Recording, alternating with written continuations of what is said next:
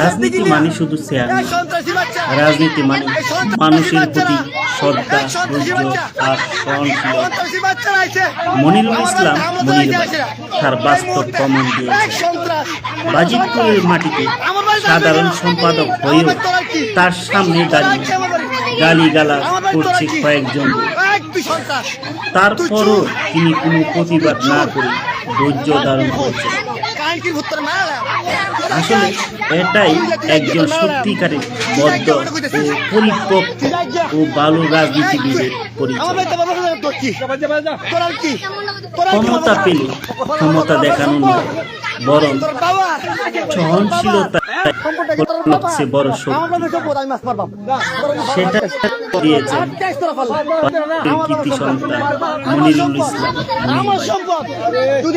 তিনি ইচ্ছা করলেই প্রতিবাদ করে তুলতে পারতেন।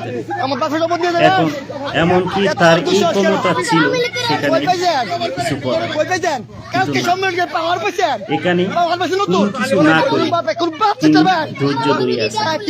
দেখেন, ভিডিওটি দেখলে আপনারা বুঝতে পারবেন আসলে একটা মনিরুল ইসলাম মনির ভাই এবং তার দলকে পৌঁছানোর জন্য দেখেন এই কাহিনীটা ঘটছে।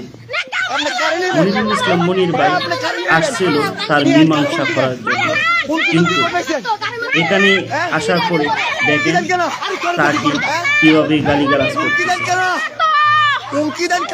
আসলে এখানে যে একটা পরিকল্পিতভাবে ফাঁসানোর চেষ্টা করতেছে তা